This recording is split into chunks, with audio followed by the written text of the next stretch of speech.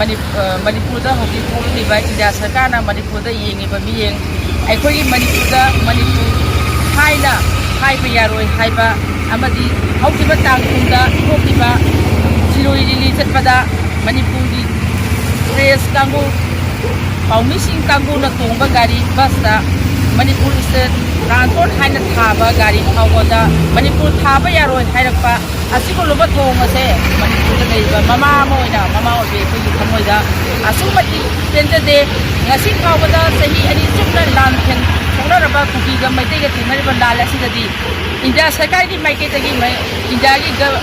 governor Manipur gi leiba amadi Bharat ki prime minister na aikoi Manipur gi damakta kaigumba ama pawba haibirakta aduga ikang khagaudana handak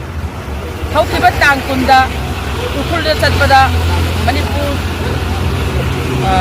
state transport haina thaba gari da Manipur thaba yaroina haibirakpa se aikoi tasena Manipur da leiraga Manipur gi mama moina aikoi na sugai yadini aduna maram oiraga ngasidi aikoi gi wakatpam oiriba aikoi gi Thoubal disida aikoi ima mama oibisingna laktaduna aikoi baza ama oina wakatpam phoba wakat jage haidana ngasi aikoi na rally ase nasabani asigumlaba Manipur gi leiriba mafam Manipur gi karigumba leiring ama phawba kahenba yaroi Manipur muthatpa yaroi Manipur thugaiba yaroi aikoi puari dagi leiraglaba ipa ipu singna thambiramba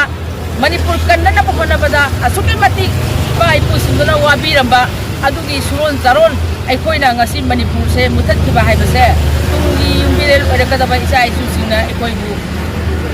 Kuyarida asuki mati aikoi gi mama oibi leijariba pada ama oine hingjariba aikoi bu makoina thamoida aduki mati kaina hingauragani haiba wakhalogoloina mama oibi aikoina ngasi disida aikoi gi wakham singsi aikoi wakatsage haiduna narang kada Monabada, Asiko Mati Waraba, Koina, Kogi Yamda.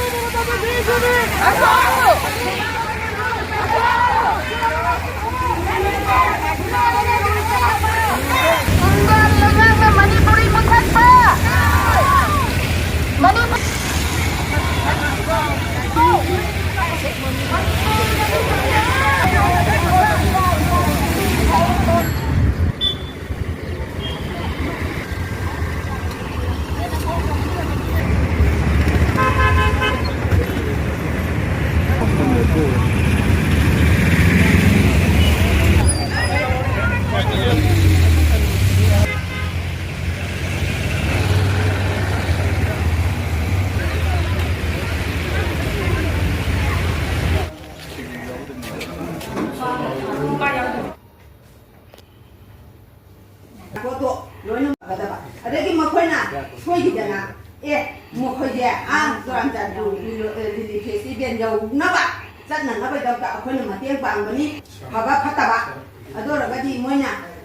akhoi bu dong thi leibadi lengoni sigi bese loina lotho MSME lotho yamna moina tinro thadaba ma mapok amni lai lai so hebne akhoi di karin